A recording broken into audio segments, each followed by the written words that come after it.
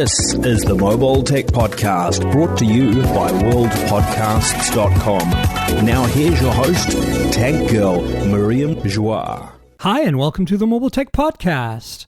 I'm your host, Miriam Joire, and today is Tuesday, December 31st, the last day of 2019. And I have a very special guest today. Stefan Etienne is here with me. Hi, Stefan, how are you? Hi, Miriam. How are you doing? I'm great. I'm really glad you were able to come and join me on a holiday, essentially. I mean, some people have this day off. I think a lot of people do.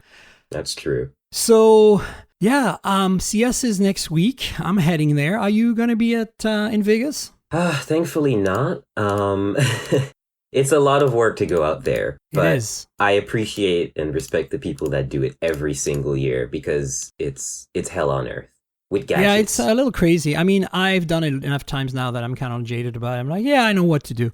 But at the same time, when I'm there, I'm just like so focused and so like in the groove. And then when I'm done, I'm like, holy crap, like I'm exhausted and I need a break, you know? It's like, right. I really notice it. And it's not getting better as you get older, you know? It's like you're more easily tired and you're just like more easily worn out from walking the millions of miles you got to walk.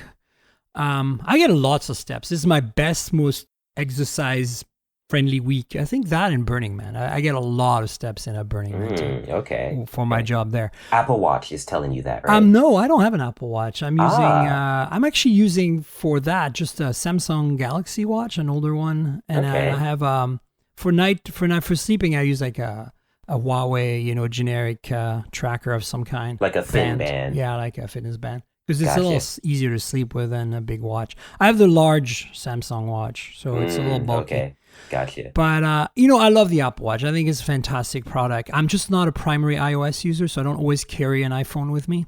Fair enough. I mean, I suppose I could get a 4G Apple Watch. But, honestly, like this is we could have a whole conversation about this.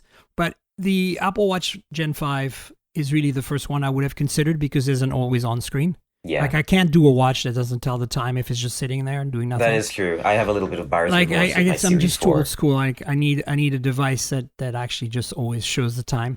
And then the other thing is a Square. I'm not a big Square watch person. Like I like round watches, which is why the Galaxy Watch is a little bit more my style. But that's just a personal preference. No, I do agree with you. Most of the time where smartwatches were coming about from Moto 360 onwards to everything that I tested, I despise the Square versions, and especially the Apple Watches. I know why Apple did it. I get it. I think I still think it's the best watch. If you're going to buy a smartwatch today, especially if you're in iOS in some way, like in the ecosystem, just don't mess around. Like I think it's a good choice. I don't want to knock anyone for having an Apple Watch. Like that's be a very hypocritical thing to do. Yeah. But yeah, I do track my steps there. The first year I tracked my steps, believe it or not, ever.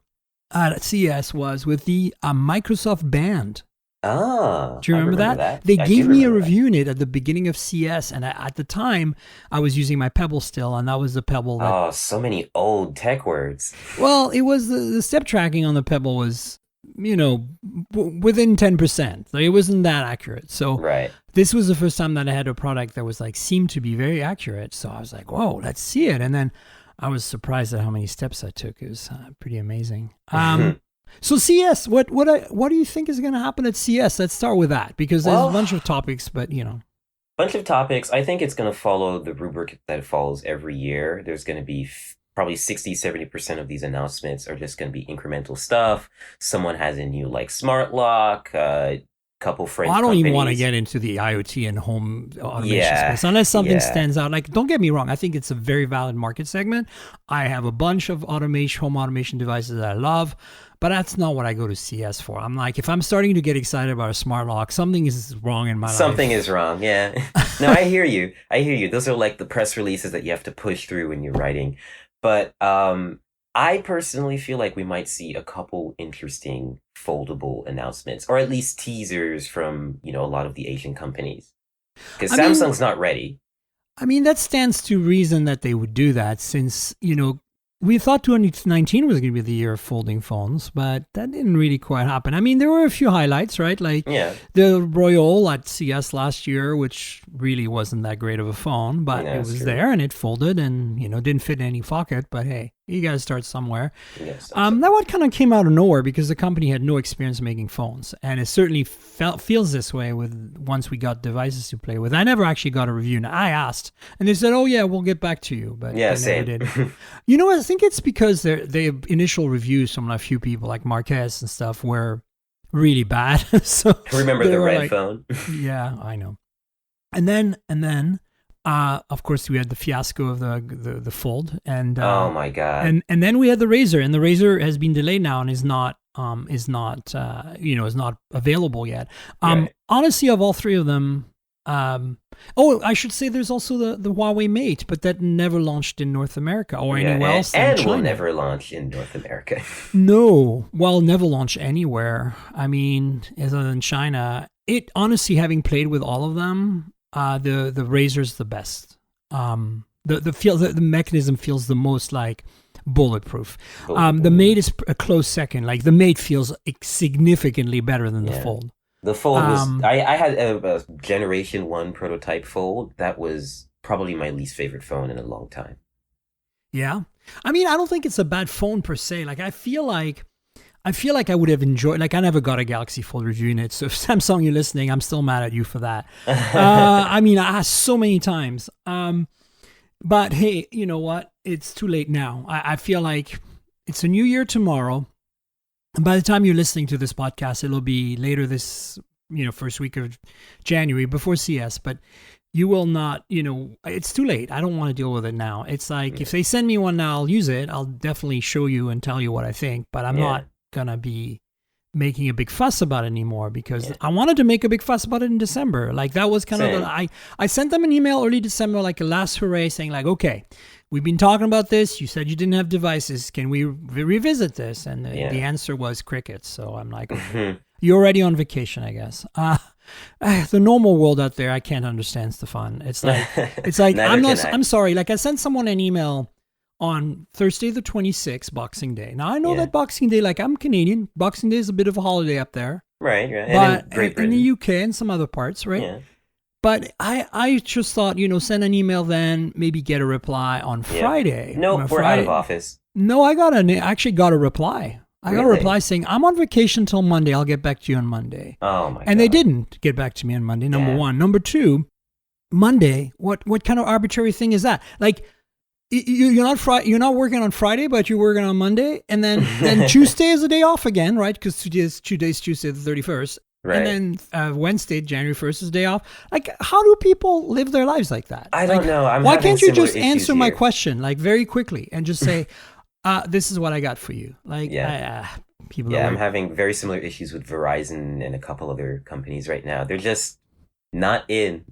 Like, I understand work-life balance. Like, I get it. Like, I take breaks all the time. Like, I've gone sailing in the middle of Wednesday, on a normal week. Like, I do this. Beautiful. It was special. It was for my spouse for their birthday. We booked a sailing trip. It was beautiful. But I'm just saying, like, I know how to enjoy life. Okay, I know how to take breaks. You can do this without having a regular schedule, folks. It works. Okay. Anyway, I could. Although most people probably don't take as much pride in our work as Well, no, I know a lot of 9-to-5ers that take pride in their work. I just feel that it's really weird. To me, it's really weird to disconnect at 7 p.m.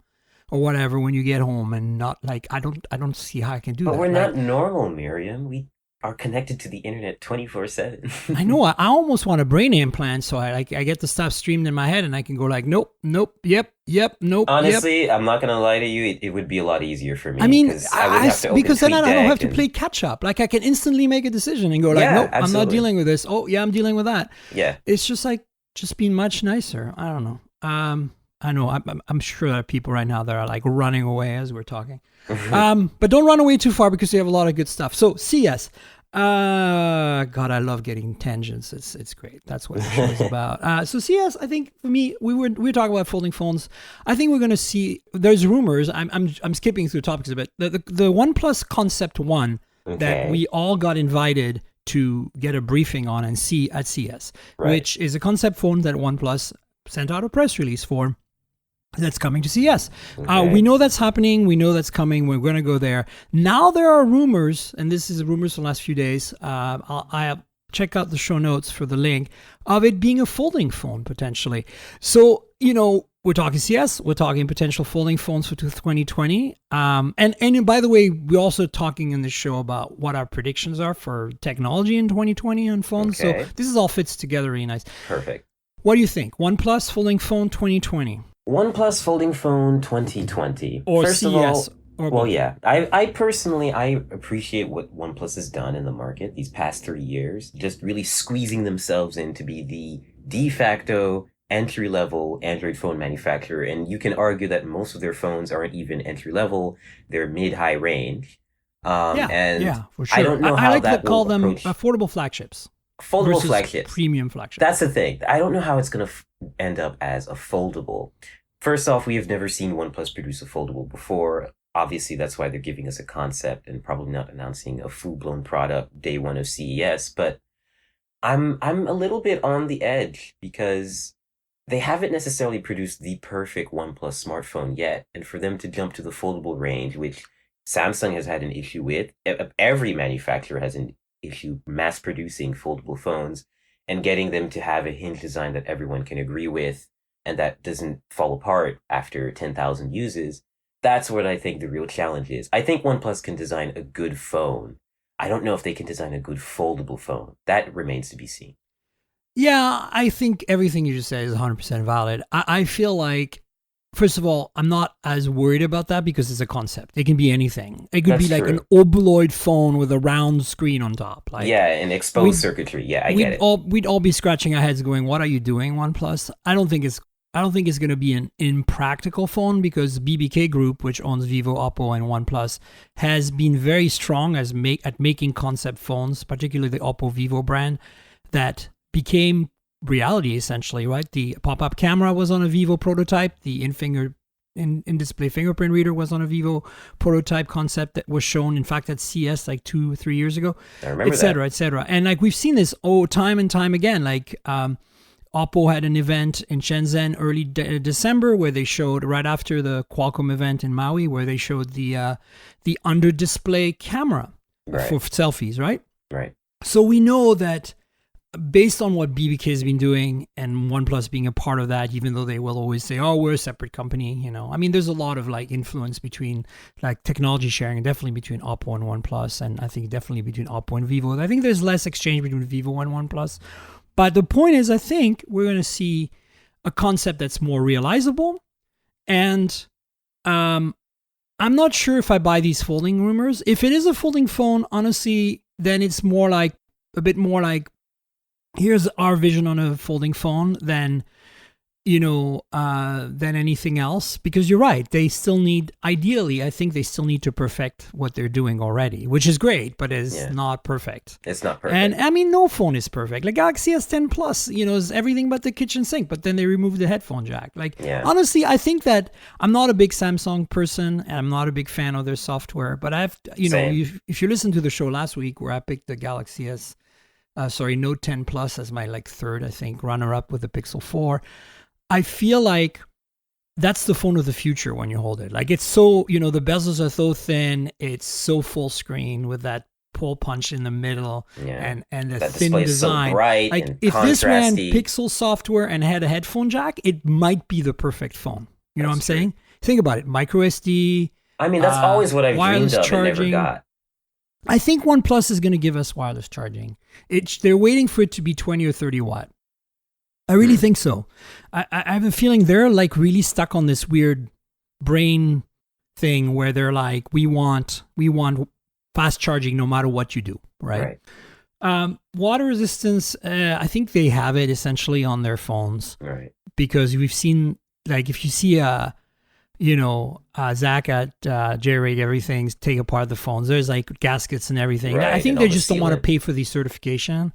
Right. And then headphone jacks are not coming back on flagships. We all know that. So my point is that, to me, the only other thing I could see OnePlus improving at this point is, an under-display camera in the front. It should be another feat to pull off. No moving part. What's that?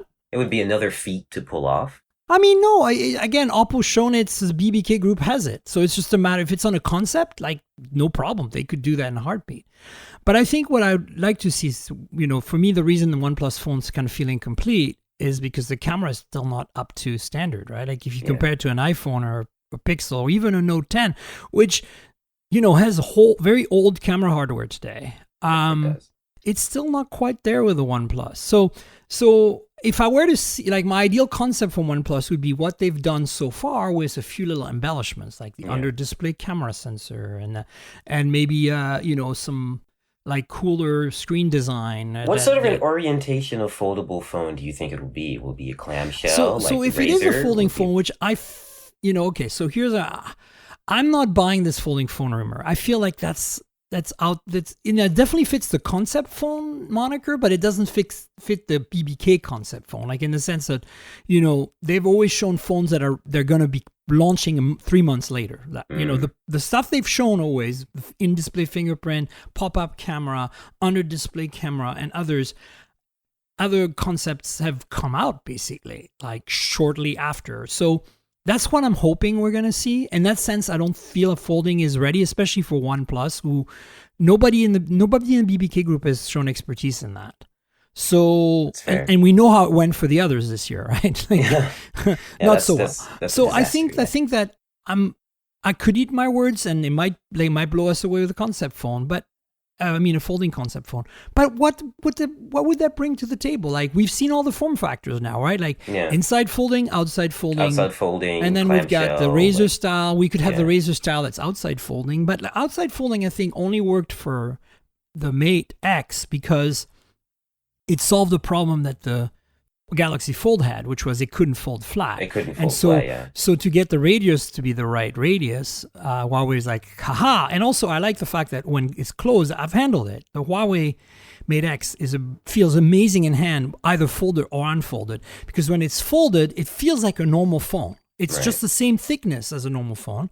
Just the back part of the display is turned off, and the front is just a normal phone. But when you unfold it, that part where the cameras are and the USB-C charging port, the thicker part is like a handle. It's like a grip, it's like a camera grip. So you feel like very secure. Kind of like that chin on the Razr. I like how that's like correct. A nice I like the chin. I think that, even though per se I don't like the chin, I feel that it's both a nod to the original Razr and also, as you said, it lets you hold it safely without it tipping out of your hand. Absolutely. So ergonomics are really important. And so I feel like the Mate was a great design, but I also know that, and we all agree that, it makes the screen really scratch prone. So I don't think we're going to see an outside folding Razr style design, but I could see OnePlus, if they're doing a folding phone, maybe doing something like what Xiaomi did, where there's 2 folding points or, I don't know, but I don't think that's what it's going to be. I think we're going to get a preview of what the OnePlus 8T is going to be, like the next generation after the one that's coming. And the one that's coming, I'm pretty sure, is pretty much fully baked by now. Yeah, and hopefully has wireless charging. Yeah, I don't think so. Unless they can do 20 watt, I don't think it's going to happen yet. I wanted to. I'm with you, but I think the OnePlus 8 is going to come in 3 flavors. It's very clear. There's going to be like a light or whatever, a small baby version and a regular and a pro. And that's, I think, the way things are going. Whether we'll get all those in the US, I don't know. Right. I think the rule of thumb, and tell me what you think of this, is that in the US, we're not going to get the cheaper phones usually because nobody buys phones that are mid-range or cheap. Unless you're prepaid and then you buy really cheap. And it's crap. Yeah, exactly. But, there's no middle ground here. Well, there's the Moto E and Moto G that are kind of okay. But I'm just saying, even the Moto E is rarely seen prepaid. You have to go lower than that for prepaid, which is sad. And then, the high end is where people are at because they don't care because it's a monthly payment. So if you walk into a T-Mobile store and you buy a OnePlus, you don't care that the OnePlus is $300 less than the iPhone. You're buying the phone because you're going to have an installment. And I think this is what most people do. I personally care that the phone is cheaper. I personally would prefer buying it full price. But I always buy full price. So I think the 8 when we're getting is going to be the Pro or maybe the mid-range and the Pro, but we're not going to see the Lite. I think that's more for India and other markets that are much more price sensitive. And I don't think the difference between the 3 phones is going to be as drastic as we think. I would hope not. Yeah, so OnePlus folding phone, I'm leaning, like I'd say a 40% yes, 60% no right now on that for CES, for that concept. And I'm leaning more towards a 60% being a preview of the 8T of what's coming in the fall next year. I'm 50-50. I feel like they'll do a preview of the phone that's coming out in the fall, and their one more thing will be a foldable concept. So you think they're just going to have two things? I think they're going to have because remember, it's not a press conference. We're just, no, I know. It's just like they're just going to show it, and tell. there's going to be a briefing for a lot of people, right? Yeah. So that's the news on the OnePlus front. What else do you think? So we talked about folding phones, and definitely we're going to see more folding phones this year in 2020, right? Right. So what about Oppo's Reno 3? So we might have the world's thinnest 5G phone, which is another hurdle that we're going to have to overcome. I mean, that's a given. That's out now. We know what's coming. That was announced during the holidays. Let's quickly go through the specs. So there's two models. There's an Oppo Reno 3 and an Oppo Reno 3 Pro, of course. Right. And honestly, I mean, look, I have a Reno 2 and a Reno 2Z here. Okay. How do you feel about them? They're very similar. Well, I like them. They're very similar, except the Z is MediaTek P90 and the 2 non-Z is a Qualcomm Snapdragon 730G. Okay. Which is a pretty awesome chip, by the way. We don't get a lot of phones in the US with the 700 series. I've had a couple of Chinese phones now with 7 series, the 710 and the 730G in particular, and honestly, they feel just like 800 series Snapdragons. They're really fast. Good. They're a little more affordable. And the 730G is a gaming-centric phone. So the Reno series, I never played with the 10x zoom version, but I did play with a lot of the other ones. The original Reno Z, then the Reno 2, then the Reno 2Z. I never played with the original Reno. Right. But the 3 is announced now. And the 3, it's amazing because in 1 year, they went through 3 iterations. Right. The Reno originals were announced either late 2018 or early 2019 last year. And then the second gen was announced shortly thereafter, like June or May. Right. Or maybe, no, actually, I think they were announced in August because they launched in September. Anyway, and now they're giving us version 3. And so the version 2 already, all of them, well, at least the 2 and 2Z had quad cameras in the back. Right. And so it's interesting how they did their quad cameras. I don't know if you're aware of this, Stefan. But the Reno 2, the one with Snapdragon 730G, had the 3 lenses you'd expect, like a 48 megapixel Sony IMX586 main lens, then it had a ultra wide and a tele, traditional setup, right? Optical. And then the fourth lens, on the Honor 20 Pro, that was a macro lens. This is actually a monochrome lens, a black and white, 2 megapixels only. It's not usable by the end user. You can't select it in the menus in anywhere. Oh, but it so is. But get this. This is the thing. You're not going to know immediately what it's for when I tell you the next bit. The pixel size on the pixels is 1.75 microns. That's crazy. Right. You get it now. This is totally like a dynamic range / low light enhancement camera. So basically, it's just giving the ISP extra data. And it pays. Like, these phones take great photos. Now, the Z version, the P90 MediaTek version of the phone, drops the telephoto and replaces it with a 2 megapixel depth sensor, basically just for portraits. Alrighty. So it's a little cheaper. It's $20 cheaper. Like, those phones are so... If you look at them side by side, you're like, which one's which? Like, they both have pop-up cameras. One has a whole one is shark fin, and the other one is like a regular square pop-up. Yeah. That's how you can tell them apart a bit. But the back looks identical. The chassis is pretty much the same. Anyway, so the 3 are the same. The 3 and 3 Pro are similar to that. They look and feel the same. The big difference is the 3 regular has a teardrop notch, and the 3 Pro has a punch hole and like a waterfall display. And that's a big difference. The 3 Pro has 4 cameras that are exactly like the 3 cameras you'd expect, a main sensor, a telephoto, and a wide angle. And then the 4th one is that black and white sensor. And then the 3 non-Pro replaces the telephoto, you guessed it, with a depth camera. Okay. So it's very similar to this, to what I just described for the 2 and 2Z. I like this strategy. I do. I'm not sure I like losing a telephoto, though. I mean, how much cheaper is it to put a portrait lens versus a telephoto at that point?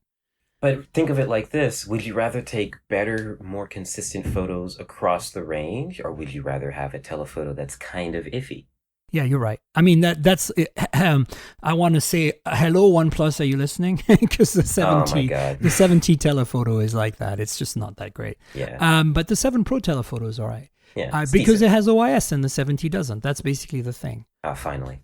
I remember that was the first one where they added OIS, isn't it? No. They had OIS on the OnePlus 3.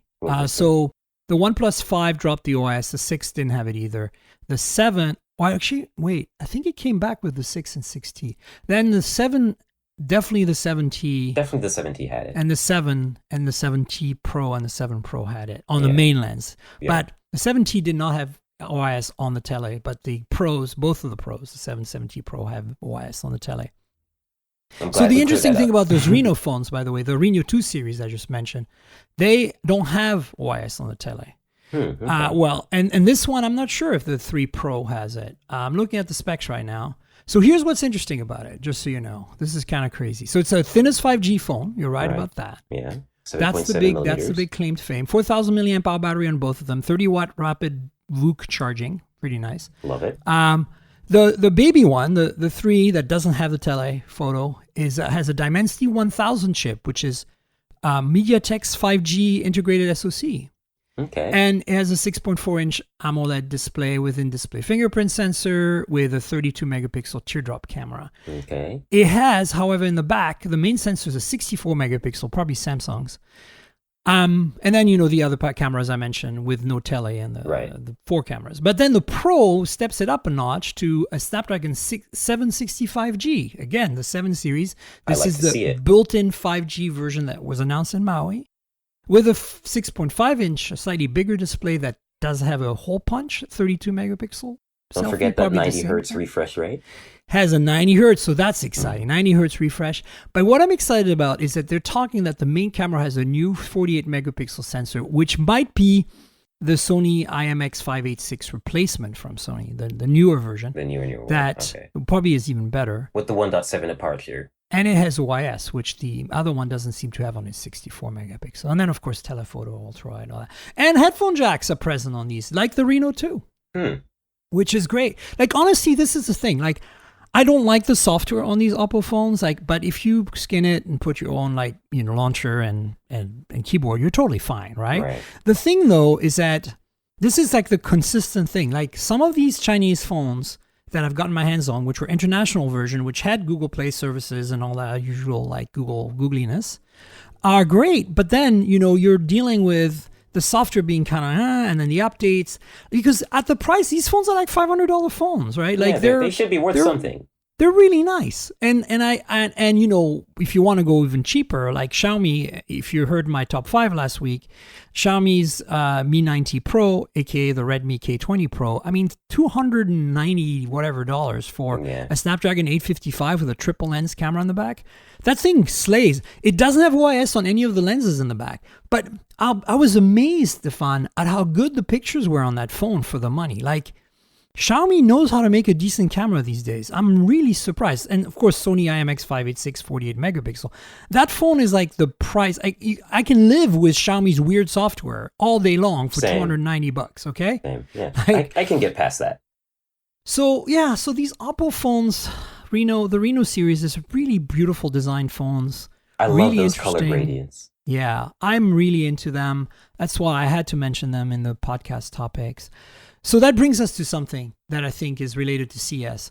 CES is not a phone show. We talked about what we expect. The big news is obviously going to be from OnePlus with that concept. What do you think we're going to see in terms of phones at CES, if anything else? If anything else, I think, unfortunately, we're going to see more phones without headphone jacks. I think we're going to see more phones with faster charging solutions. Like you were saying, we might see a little preview of 20 watt, 30 watt wireless charging. So Xiaomi and Huawei both have close to 30 watt wireless charging already, right? Yeah. That's a given. Yeah, that's a given. But we still need more third-party mats that can support multiple devices at once. So I think we'll see more of that as well. I think we're going to see more customer and consumer support for wireless charging. It'll be a lot easier to charge phones faster and charge more devices at the same time. That's at least one thing I'm hoping for. Yeah, that'd be cool. In terms of like the Reno 3, I think kind of previews something we're going to see a lot more. I think we're going to see a lot more hole punch displays because they started last year in January. In fact, the Honor... Actually, can I ask you something? Let's settle this now. What do you prefer, the notch or the hole punch? The hole punch. I prefer the hole punch. Yeah. So last year, Honor at CES launched a phone. I think it was the V20 and had a hole punch. So hole punches aren't new, and there were a few phones before that, and just in the fall of 2018 that had hole punches. So, but I think we're going to see more of them at a lower price point this year. Like in the same way as we're seeing notches now in $150 phones, like teardrop notches. Right. We've seen notches for years on cheap phones, but teardrop notches are really starting to be prevalent on like prepaid phones and stuff now. That's true. Which is funny. It's so odd. I wouldn't be surprised that 2020 be the year of hole punches everywhere.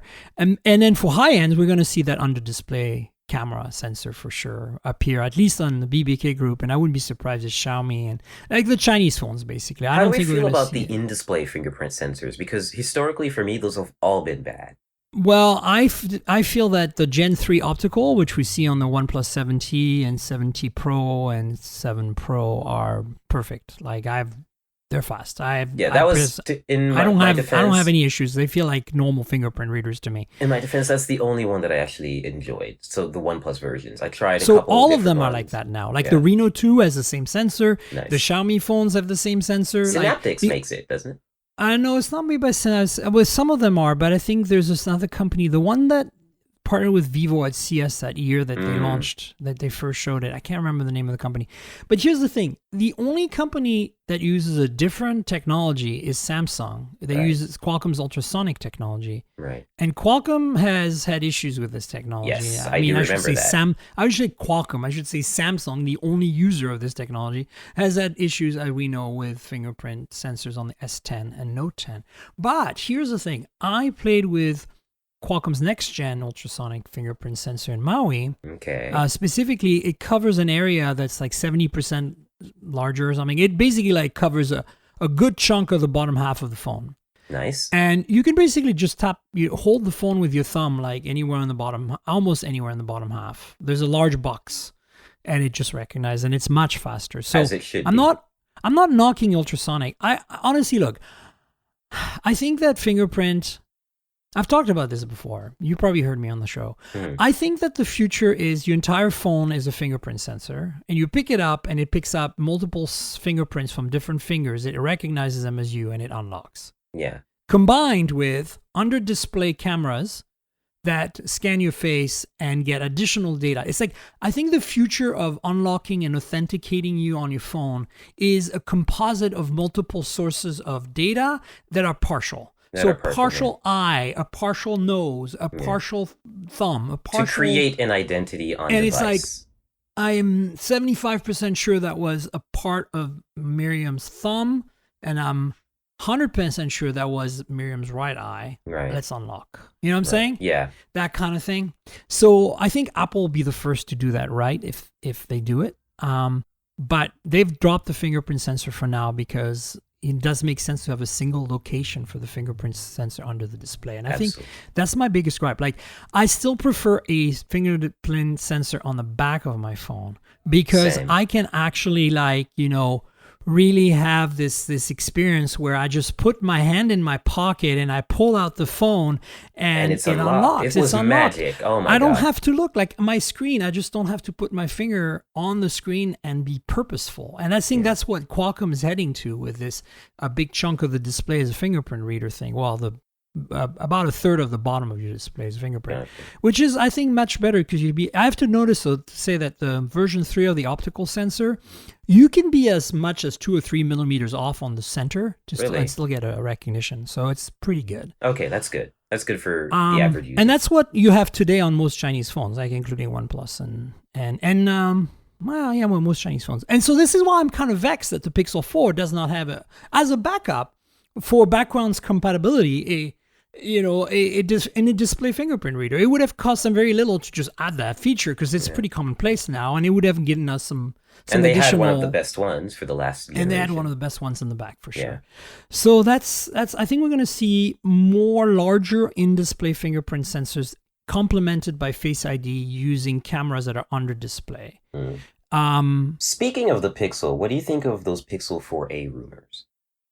Well, it's funny you're segueing into that because I'm very excited. I feel that, and I put that on the topic list. That was just like, this is actually kind of one of the first things I want to talk about. But at the same time, I'm just like, CES and the future of phones is usually what we talk about in the last show of the year or so. But the 4A renders that leaked or whatever rumors are very exciting. I think it looks way better than the Pixel 4. It does. It honestly does. It has a hole punch display. It has a little camera pod with a single camera in the back. So look, if it's $300 to $400, like it should be, replacing the Pixel 3a. I don't care if it has a single camera in the back. Yeah. This looks like basically has a headphone jack, has a fingerprint reader in the back, has pretty large bezels, but they look a lot like the bezel in the iPhone 11. They're a little thicker, but they're pretty uniform. Yeah. And the hole punch, I actually think aesthetically this thing looks better than any other Pixel ever made. I agree, and I would love to have it as my secondary phone. And I'm actually thinking that if, I don't know, maybe I should just go to that phone as my main phone and call it a day, Mm-hmm. I'm always going to carry another phone that's going to have mega crazy multi-cameras. And it's clear Google doesn't want to put more than 2 cameras on their phones right now. Yeah. So if they don't put a third ultra-wide camera on the Pixel 5 next year, I swear I'm going to break that phone on camera on YouTube and get some viral video going. Honestly, the Pixel was the first time in my 10 years of writing about technology that I felt like I could use an Android phone and like, this is it. And I could go to someone and say, this is the phone you should buy. And then the 4 came along. And then I started to feel a little bit like uneasy about it because it didn't feel perfect. I felt like what about the 2XL and the 3XL as well, to be honest. But not as much. I was like, it's still overwhelmingly a great phone, but there are a few important niggling issues here. And I feel the 4, it's like these niggling issues have become real issues now. Yeah, they're becoming glaring issues. Glaring issues, thank you. And then when I look at this, I'm like, this is really what a Pixel should be. If you're going to focus on software, Google, since clearly you don't know how to make freaking hardware to save your life in the flagship segment, make this. This is it. This is what I want. Because last year, the 3A, the 2019 3A was, other than those ugly bezels for me, a great phone. It was just perfectly fine. Yeah. I felt like I wasn't missing out. If this thing has 6 gigs of RAM and has, a price point that maybe is a little cheaper than 400. I felt 400 was a little high for that. I get it. You get the Google software experience. And I don't know if I'm wrong here, but I'm looking at these renders and it looks like a headphone jack. Well, there's a headphone jack. Yeah, absolutely. Oh, that would be delightful.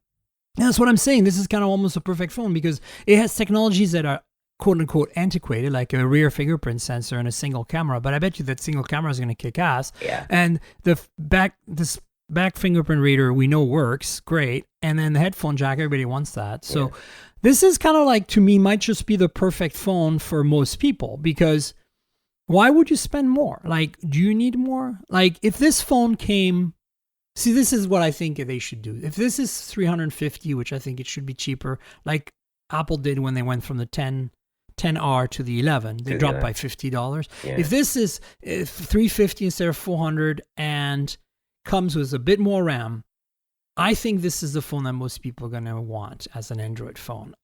See, especially in the Western markets. But if you bump this design up to, say, $500, right? $550, $600 maybe. You got a dangerous just basically phone the the OnePlus T price point. Yeah. Put a triple camera in the back. I'm done. That's all I need. That's all I need. I really don't need more. Give me 3. Give me that with even the back fingerprint reader and the headphone jack. Put 3 cameras in the back. Make it 550, 600. Make it maybe a little bigger, the display or whatever. Yeah. Because this looks like this might be like a 6.1 inch phone, right? Yeah. Yeah. This is definitely Don't forget the headed wireless in the right charging. direction. Pixel got that pretty well. This did not. The 3A didn't have it, and I don't expect the 4A to have it. Yeah, I don't expect the 4A to have it. But on this imaginary phone that we're talking about. Oh yeah, this imaginary phone would have wireless charging and IP rating, of course. And it might lose the headphone jack for being a slightly more premium, and that's fine. That's fine, yeah. But if it doesn't have the fingerprint sensor in the back, it needs to have one under display in addition to other Face ID stuff they're doing.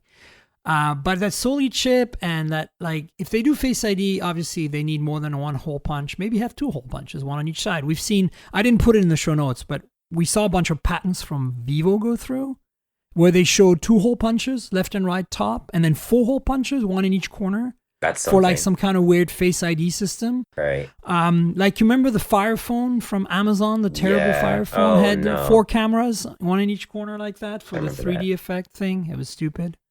But maybe they were ahead of their time for once. Maybe. So yeah, the Pixel 4a is pretty cool. I think if it looks like this, I hate to say this, but unless there is a 5G phone with 3 lenses in the back that has a really good camera that tickles my fancy by then, that is like, pure Android. So it's got to be a OnePlus or a Google phone of some kind. Yeah, I can't. Unless something comes along that is awesome, then I could see myself daily driving this for a while, to be completely honest, because this is going to be way better than the Pixel 4 to me right now.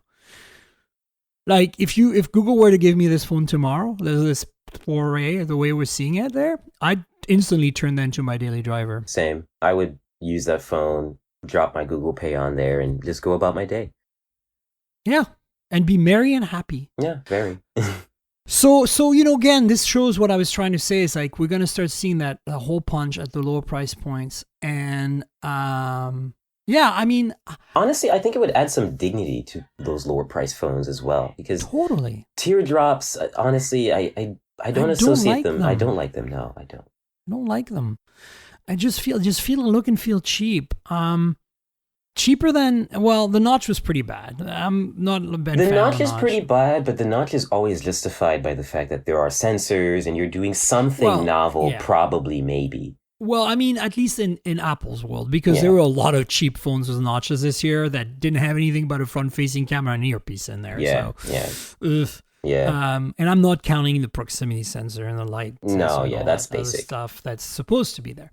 But yeah, so I think for me, my other predictions about phones in 2020 is we're going to see more 5G, and because of like that Dimensity 1000 from MediaTek and from the Snapdragon 765G and 765, we're going to see more integrated 5G phones at a much lower price point. I think we're going to see, I think a lot of people right now are kind of like wait and see about 5G, and I actually think we're going to see a tide of 5G devices that are actually perfectly usable in North America because the networks are there. Like, I have been testing T-Mobile's 5G low band.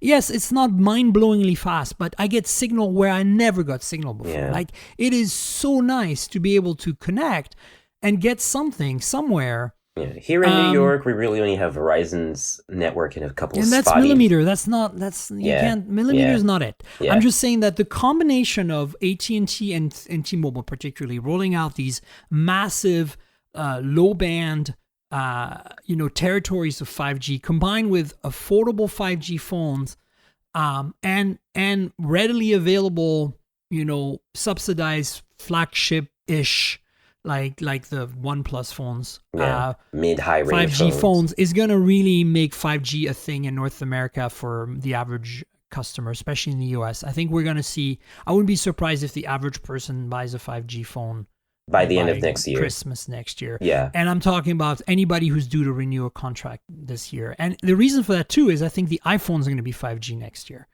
You think? I feel like they might just offer one model that's 5G. No, I think the 12 is not, but I think the Pro is going to be 5G. Yeah. Okay. That's 5G. A good way of looking at it.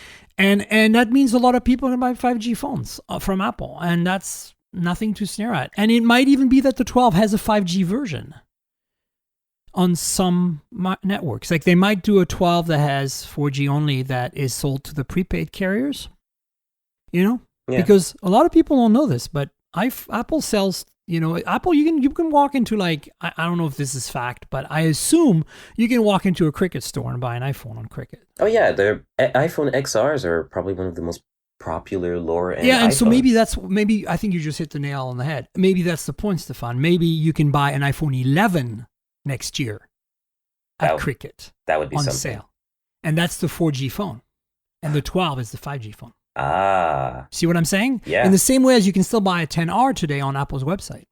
That's fair. That's Fair, not right? a bad way of going about things. You like that, right? Because the 11 is still a solid phone. Yeah, it's still a great phone. Like, I mean, so it's two still cameras, going to be a great phone in 6 months. same processor. Yeah. Yeah. So I think that's what we're going to see, a lot of 5G. A lot of 5G, a lot of some in-display cameras under-display cameras for the flagships, a lot of hole punches, and some folding phones, hopefully, that don't completely fall on themselves. Right. And then we're going to see something is going to have to happen with Huawei. So I want to talk a little bit about Samsung and Huawei, the epic battle of the two big players that are other than Apple, of course. Apple Take it is away. a big player too. But yeah, I want to see what happens to Huawei in general. Like there was some news about Huawei, their Huawei mobile services, which are basically a drop-in replacement for Google mobile services. Yeah. That are apparently being beta tested now and available for beta testing on the Mate 30 Pro. And apparently Huawei is shopping really hard with developers in India and is shopping really hard with developers in South Africa and other markets, South America, etc., for supporting the HMS.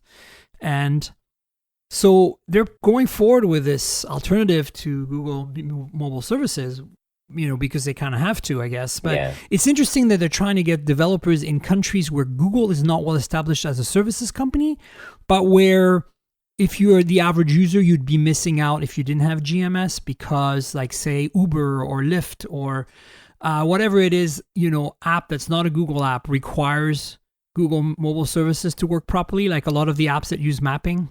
Yeah. Right? Like I learned this the hard way when I tried the Honor 9X Pro without GMS, that Netflix doesn't run without GMS. That You're kidding. That Uber doesn't run without GMS. Uber is understandable, but Netflix like there's is a lot, bit... and it's not just Google Apps. There's a whole ecosystem of apps that everybody takes for granted every day that just doesn't run without GMS. So HMS kind of replaces that, and they're working with these developers to integrate. Basically, when the app starts, it checks. Does it have GMS installed? Does it have HMS installed? And if it doesn't have GMS and it has HMS, it goes to HMS, right? Right. So now it gets its map data from Huawei's map system rather than Google's. You know what I'm saying? Gotcha. That's kind of the goal here. Like, my understanding, I read up a little bit on this yesterday when I was putting together the show notes for us, Stefan. And my understanding of HMS, it's not like you can't just run Gmail all of a sudden because you have HMS installed on your phone. Okay. It still doesn't work. Because, like, how would it, right? Like, there's encryption and proprietary protocols. So it's essentially a certificate signed by Google. What it is HMS is basically the services that Google provide, like mapping, email, notification, things like that. Like, there's a whole notification service as part of GMS.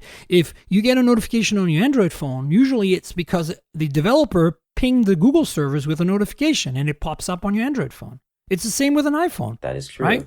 The app doesn't. If every single app had to pull their own service for notification, can you imagine your battery life? Like, that's the whole point of these services. Right. So now if you don't have access to this anymore, you need some replacement. And that's what HMS is about. It doesn't suddenly let you take a Google APK and run it on a non-GMS device. What it does is if a developer supports it, gives you a replacement set of APIs for the APIs you're missing when you lose GMS. Right. And this would be a great strategy if you can contact markets that don't benefit from Google services. Yeah, and so developers in India are very prolific. We get a lot of our code outsourced in India today. That is absolutely in the world true. of tech. And so these people are super talented and super fast. And I think this could be an interesting thing. And I didn't quote the article because I didn't feel it was super relevant, but Oppo has insinuated that they are also working closely with Indian developers to bypass the need for GMS. So I think the Chinese phone manufacturers in general are kind of like working on creating a parallel universe in the same way as right now there is a parallel universe of OSs in China, in mainland China. Like if you buy an Oppo or a Vivo or Huawei or Honor phone in China, it doesn't have GMS. It doesn't support Google services at all. Yeah. It's an Android phone, though. It runs Android.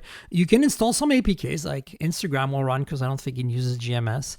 But my point is that most users there have an alternative to that. Like they use, Weibo services and Baidu and whatever other Chinese large, search the engine, TV for Netflix replacement, etc. Right? Right. So my point is that in a world like that, you could live with Android without really ever experiencing the Google version of Android. Yeah. And in our world, right here in North America and in Europe, we are, at least for a lot of us, I think Europeans are a lot more flexible. There's not as many Europeans have invested in using the Google suite of services. Yes. But for us, like you and me, right, we're kind of Super obsessed reliant. we're obsessed with Google. So we're using it all the time. For me, I run my business on Google apps. So basically, we are at the point where we experience Android in a very different way because of it. And so imagine India now. They don't necessarily use Gmail and but they have phones with GMS. So they're used to the GMS experience without really using Google. So I think what's happening here is these companies are pushing these developers to become more independent in the way they code their apps. So they're less dependent on Google. And Google GMS, the mobile services. And I think that's going to be interesting to see how that pans out. We might see even more, basically, a fracture of the Android ecosystem because of it. Which I think is a little sad, but also hilarious considering what Google's initial strategy was. It's kind of crazy, right? Yeah, an open handset alliance that now is essentially looking to govern itself. Right, exactly. I don't know. I think that, I've given up on one Android. That's Same. for sure. It's a long time now. I've had 4 Pixel generations. If it couldn't happen, then it's not going to happen. And I think the current political climate is like this is never going to happen. Yeah, it doesn't help. It's going to get worse and worse. It's going to fragment more and more, I think. So the big phones next year, obviously, are going to be the Galaxy S11 or S20, or S20, which is one of the rumors this week. Is that Samsung might do what Huawei did with the P series last year, where instead of going from P10 to P11, 2 years ago, instead of going from P10 to P11, they went from P10 to P20, and then they did Mate 10 to Mate 20, and now we're at P30 and Mate 30 and P40 coming soon. So Samsung might just go S20, and I think I see that happening. The other tie-in here is that it's 2020, right? So it makes sense to have, and also it decouples them from Apple's naming scheme, right? Finally. But what if? I guess. Oh, you're right. I was gonna say. I'm thinking out loud. I was like, what if Apple decides to not do 11? Well, they did. Yeah, they did. Yeah. so they're gonna have to follow through. So I think I can totally see the Galaxy S11. That's what we've been calling it so far, being called the S20. So I'm pretty confident about that rumor being true. And so from here on out, folks, I'm going to call the flagship from Samsung, that's not the Note, the Galaxy S20. I like that. I'm going to hedge my bets. So the Galaxy S20, there are more rumors and leaks about it. I didn't cover them last week as much, although they were already out there because there weren't really good illustrations. But I've put a /K article in the show notes that shows what that Galaxy S20 might look like, specifically the non-Plus and the regular Plus. I am not a fan of that camera module. Neither am I, but I'm a fan of what I'm seeing, that, Samsung's finally updating its imaging system in terms of hardware. Like their software has been solid, but their telephoto module has been like long in the tooth for a really long time now. It's been pretty bad. So we're looking at a periscope zoom of some kind. So maybe 3 or 5 times optical. We're looking at 4 cameras at least, like ultra wide, regular 360 periscope telephoto, and then we're looking at a depth sensor of some kind. Yeah, well, the 360 I think might be because they use the front and the rear camera together to record 360. Okay. Like you can't have a single lens in the back that's a 360 camera. It'd just be right? You have to composite it, right? You know how it is. Yeah. So when they say 360, I think that's a software feature where it uses the front cam and the rear cam and creates a 360 sphere. Get right, it done. Yeah. And of course, we're seeing hole punches for the S series now instead those can of stay. just I like a those. Note. And you never know, I mean, it looks like both of them are hole punches. But again, these are very much rumors. These could be some, very smart person in a basement rendering this for, for most fun, likely. and then just putting it out there. So hold this with a grain of salt, all of you all. And then there's also some P40 leaks, and this is again the second set of P40 leaks, but the first set was like, I didn't include it because I was like, meh, that doesn't really look that exciting. This looks like hole punches as well. Large camera rectangle array with 5 of them on the Pro. P40 Pro would have 5 cameras. We don't know what they are. There's definitely a periscope zoom, a massive main camera. You know what I will say? I do like the arrangement of the sensor. I like the arrangement better than Samsung, and I think it's also, I like the fact that it's a taller, thinner rectangle. Yeah. But what I was going to say is that if this phone, based on the Mate 30 Pro, which has the best ultra-wide camera today, it's a 40 megapixel RYYB sensor, like the same sensor that's in the main camera, all right? So if they do the same on the P40 by giving us an incredibly good ultra-wide, and then they improve on the periscope of the P30, and then it looks like they have a 4th sensor that might be maybe I'm hoping a monochrome, like they did with the P20. Right. Because I was teasing them about that when the P30 came out in Paris. I was talking to Peter Gowden and the guys who are kind of behind the product at Huawei. Right. And I said, hey, what would be cool is combine what you did with the P30 with the P20, like where you had a monochrome lens, you replaced that with an ultra wide. Why don't you give us a monochrome back for low light and dynamic range? Yeah. And then there's also a depth sensor, so it's 5 in the back on the P40 Pro, what it looks like. And these, again, are renders, so take it with a grain of salt. Who knows, somebody could have whipped them together, but I'm kind of buying it. The other rumor on the P40 is that the screen is going to be waterfalling on the left, right, and the top and bottom as well. So the corners are going to be hard, and when I say hard, I mean metal. Yeah. And when I say soft, I mean glass. Yeah. Because soft glass isn't soft, it's just brittle. But the point is that the corners are going to be hard, and then the top and bottom edges and left and right edges are going to be soft, like are going to be glass. That obviously is the next logical step, right? Because Samsung gave us left and right edges, waterfalls forever now, and everybody else is doing it. Right. And it got really extreme with the Mate 30 Pro, by the way. It's almost half the display waterfalling down now. Oh, sorry, half of the edge is display. So I'm not sure I like that. I'm far since the S7 Edge, haven't we? I know. I mean, I prefer flat screens like that are not waterfall. But look, I'll deal. Knowing how good the P40 is going to be at photography, I'll deal with it. Okay. Yeah. Of course, this phone won't have GMS unless something gets resolved with the politics. I doubt that's going to happen anytime soon now. Yeah. So that's it, folks. That's kind of what we saw in terms of Galaxy S20 and P40 leaks, and that has nothing to do with CES because none of this is going to be announced at CES. But it does have something to do with our predictions for 2020 because both have hole punch displays, multiple holes on the multiple front cameras on the P40 for sure. Very similar to the S10 in that oval shaped cutout.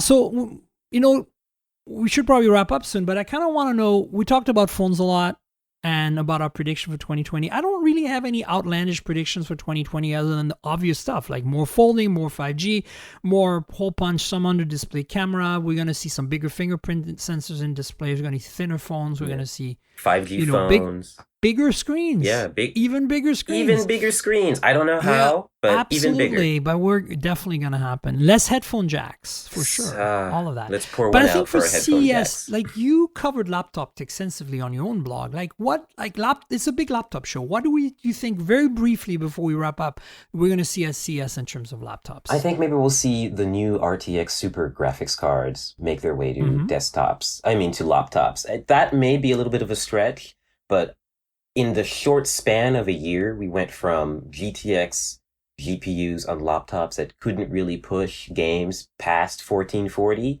to laptops that can handle 4K and play games at ultra settings just like that in the span of a generation, at the same price points as well, from the 2,000 to 3,000 range. So those would be very high-end laptops. And then now we're starting to see that trickle down. Like you can buy an RTX 2060 equipped laptop and genuinely be able to play any game at high settings. At least That's exciting, which is right? great because that was not the case years ago. Years ago, if you wanted to max out a game on a laptop, you would have to go for the best and most expensive version of it. Now that's not the case. Now you can really just buy a gaming laptop and expect it to play games. Yeah, that's cool. I'm looking forward to more of the ultralight, ultra thin because I'm not as much of a gamer, and obviously I like to, as a journalist, have to travel light, and I travel so much. I'm hoping that this year I'm going to replace my MacBook 12-inch with an ARM-based MacBook that's really small and thin and light. And One can dream. I know it's going to be a little painful because there's going to be some emulation required for some stuff, and they did that transition very well when they went from PowerPC to Intel. So I actually trust Apple to do it very well in the same way as they did their transition from fingerprint to Face ID very well on the iPhone 10. And as we saw, Google did that very poorly with the Pixel 4, Yeah. and of course Microsoft's not doing that great with their transition from Intel to ARM on Windows 10 with the Qualcomm based laptops, unfortunately, because the developers are just not recompiling their apps. Like, where's Adobe for 64-bit? I've been saying this forever. Nowhere to be 64-bit ARM. But my point is, hopefully that's what I'm going to get myself. But I'm looking. I'm not going to tell you because it's under embargo, but I've seen some things from HP that I'm excited about. Okay. And I've seen some things from Dell that I'm excited about. I think we're going to see a lot more thin, light laptops, not just necessarily ARM-based, but also Intel-based with 4G and 5G connectivity. Finally. I think 5G is going to be really big at CES this year, and I think rightfully so, for what I said earlier. I think that once people wrap their heads around the fact that 5G isn't just millimeter wave, it gives you 2 or 3 gigabit speed on like a one city block size, right. That it actually includes mid-band, which Sprint is doing, and includes low band, which AT&T and T-Mobile are doing, Right. and gives you coverage at really decent speeds in areas where LTE struggled before. Right. That is going to be the defining point. And I think then you'll want to have a laptop with 5G because it means you can be pretty much on a bus, like you're commuting. And just actually working. Just continue working completely seamlessly. That has been my ultimate dream, honestly, beyond smartwatches and Internet of Things. Just a laptop with a cellular connection that was reliable and that wasn't a Chromebook Pixel. I don't know if you remember that. Oh, I remember that, and so I'm really looking forward to that. Hopefully, some more Chromebooks. I like my Chromebooks. I like to have some variety and choices.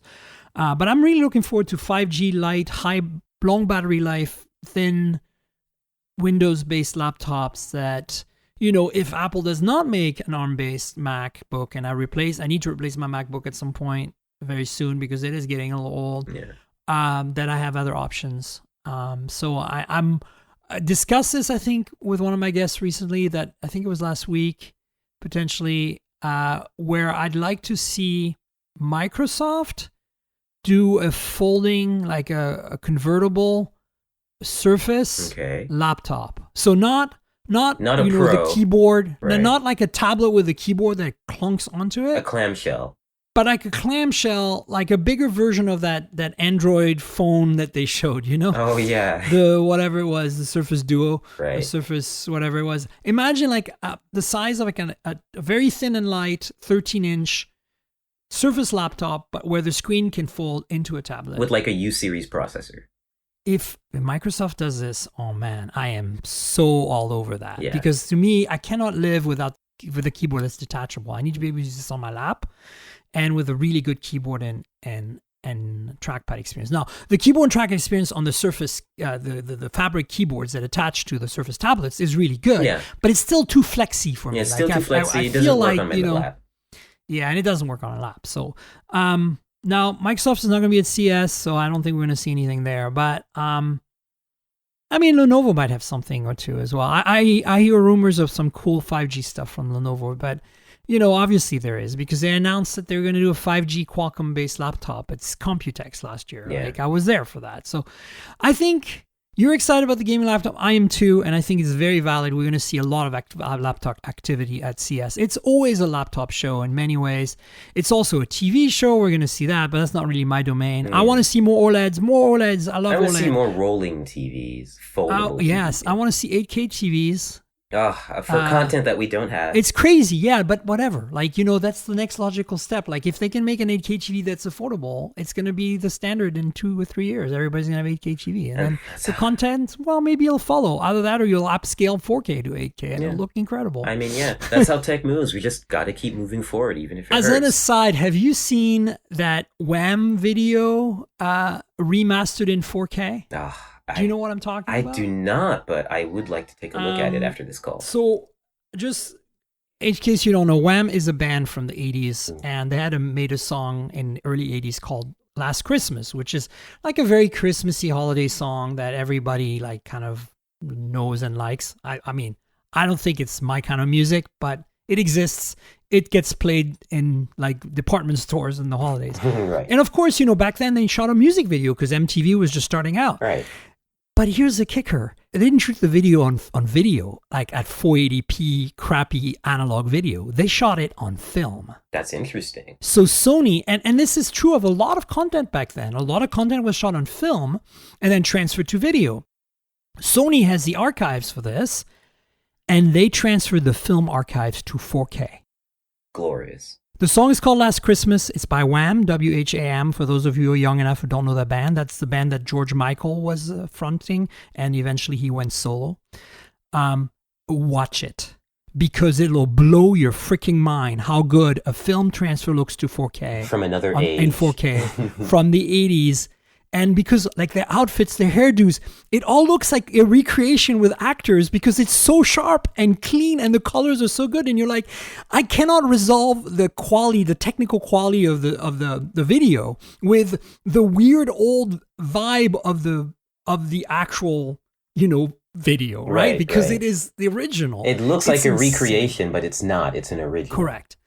And that tells you that, maybe this 4K upscaling to 8K thing might not be a bad thing. Like, we'll see what happens with TV. There's gonna be lots of TV news, more rolling OLED TVs, and I'm sure more fridges with displays. Oh God! I always go to the LG press conference because I have a good relationship with these folks, and I just want to be there to kind of be there and say hi to all the people I know in the Korean company And every time, though, I roll my eyes because it's like, a washing machine now. The door, has a screen on it. Yeah. And if you push a button, you can see your laundry on the screen. I can call an Uber from my freezer. That's right. Why wouldn't you? Jeez.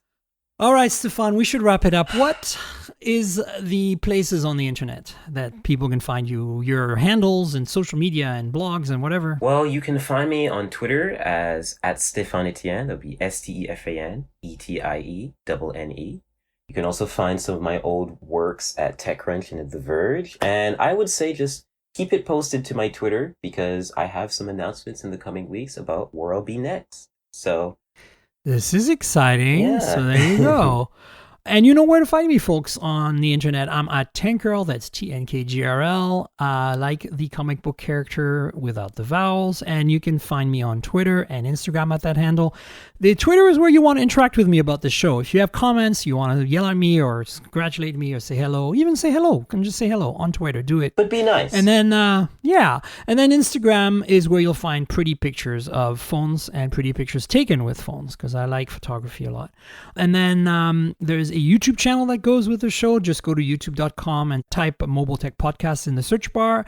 The YouTube channel has a bunch of unboxings and hands-ons, and there'll be a lot of content from CES on there, so stay tuned to that. I'll also have some podcasts at CES. Try to keep you up to date as the week goes, so stay tuned for that. The unified branding, I love to see it. Yes. The podcast lives at mobiletechpodcast.com naturally. If you want to subscribe, there's an old school RSS feed there, but here's the reality. You can just go to any podcast platform like Apple Podcasts, Google Podcasts, Pocket Casts, and others, and you should be able to type Mobile Tech Podcast or maybe my handle Tankgirl and then find me there and subscribe. And if you do, on some of these platforms, you can leave reviews and rate me. Like, please do rate the show. Like, help us out. It really helps to have a good rating. So The other thing I want to do is thank our sponsor, Audible.com. Audible has been a sponsor of the show for a really long time, and we really couldn't do it without them. So if you want to support the podcast, consider joining Audible. I'm going to give you a link. It's in the show notes as well. It's audibletrial.com/mobiletech. That's audibletrial.com/mobiletech. So here's the deal. If you're not a customer, you can get 30-day free trial, no strings attached. You can cancel if you want, but you get to keep one of the books you download. And more importantly, when you do this, click through this link, you support the show. It helps us out. So consider that. I love Audible. If you like reading, but you maybe are too busy to read, you want to listen to a book instead, they're a really good solution for that. And like road trips, airplanes, that kind of stuff, it's really good for this. You can also get a lot of the books read by the authors, which really gives you that extra special flavor. So check it out, audibletrial.com/mobiletech. It's in the show notes. And I want to thank Audible for being our longtime sponsor. Happy New Year, everyone. Yeah. Happy New Year to everyone. Stefan, thanks for being on. I really appreciate it. We'll have you on again. Thank you so much, Miriam. Have a great day. And that's it, folks. I'll be back next week from CES in 2020 with another show or maybe two. So stay tuned for that, everybody. And until then, cheers. This has been the Mobile Tech Podcast with Tank Girl, proudly presented by worldpodcasts.com. You can visit us online at mobiletechpodcast.com.